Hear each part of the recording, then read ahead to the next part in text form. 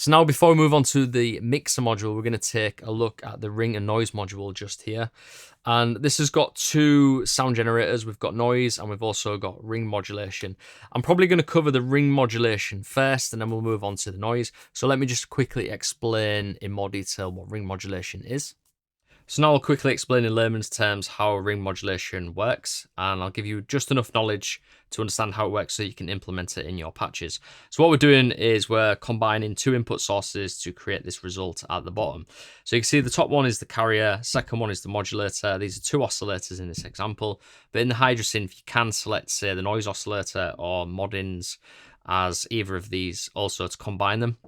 So in this example, the result at the bottom is basically, it looks like the modulator, but you can see the slow sine wave is changing how this waveform looks. So you can see I've superimposed the sine wave there.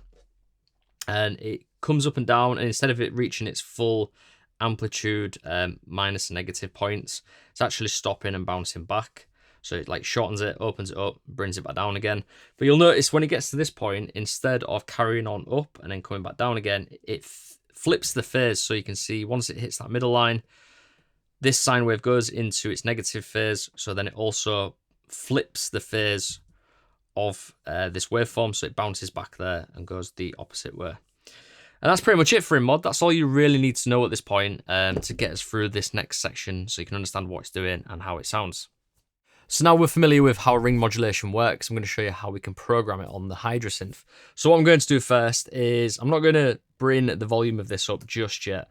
I'm just going to show you oscillator 1 and oscillator 2. So oscillator 1, sawtooth, oscillator 2, identical sawtooth. I'm going to bring both of those volumes down so we can't hear anything. And then we're just going to listen to the output of the ring volume. So I'm going to bring this up. And you can see source 1 is oscillator 1, source 2 is oscillator 2. We do have the option to use oscillator 3, the noise, the mutants, or the modding and modding 2 as well. These are great, and I'll cover this later on when you want to take audio in from the inputs and feed it into the mixer and through the Hydrasynth architecture to add delays and reverbs and filter drive, but we'll cover that a bit later on. So for now, let's just go back to oscillator 2, keep it simple. So we've got ring volume all the way up. It's not really doing too much when we bring up that depth amount there. So what I'm going to do is change oscillator 2 to 3 octaves up. So like most of the modulation type effects, like the mutants, like a lot of the stuff we went through, you might have noticed that if you pitch stuff down or up against each other, you bring one of them down or take it up, it usually creates a more pleasing tone from the modulation. So by slowing down that oscillator, by pitching it down, you're getting some more interesting results, or pitching it up. So let's take a look at that now and bring the depth amount up. So now we're getting something a bit more intense.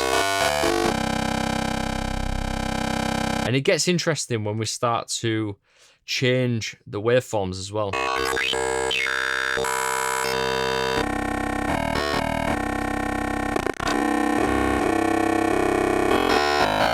So we can get quite interesting tones that way.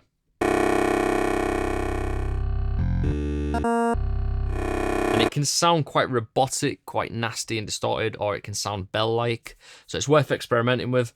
And the other thing that we could do as well is, don't forget, if we go to the mixer, we can blend that in with the original. So there's the original oscillators. They're very different compared to the modulation sound that we've got going on. So oscillator 1, oscillator 2, and the ring mod, oscillator 1 and 2 together. And then we can blend a little bit of that ring mod in there as well. They bring that one down a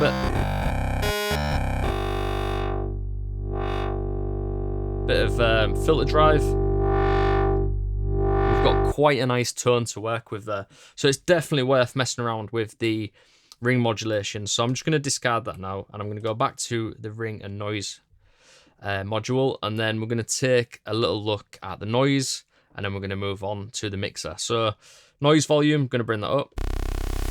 In fact, what I want to do actually is just bring the other oscillators down. So it's just noise, but it's very useful when designing patches. So I like to use noise to kind of make stuff sound a bit more fuzzy, a bit more analog, a bit dirtier. It's also a great tool to use when designing percussion sounds as well. So what we could do is bring that up, and then we've got these different types. So they just change the frequency output. So basically, some of them sound a bit more filtered and a bit more damp. So what I'll do is I'll just scroll through these, and you can listen to the differences.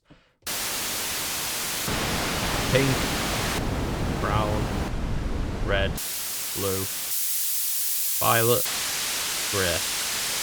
And you basically just scroll through until you find one that you want to work with that works. I usually go for white. Pink is more of a balanced frequency range, so you get all of the lows and the highs in there as well. Obviously brown's a little bit damper. Red's very damp. These two sound a little bit more high pass than the white. So if you just want some top frequencies to come through, maybe use those two. Grey kind of sounds like white. A little bit louder on the top frequencies, I think. So yeah, you've got different noise types there, and I kind of like that they've done that. It seems a little bit overkill, but it just means that we don't have to filter that noise before it gets to the other sounds, which we can't do anyway because it's all going to get mixed before it hits the filter. But it means that we can just filter the noise a little bit by using these different color types. So that's pretty much it for the ring and noise module, and now we're going to take another look at the mixer module.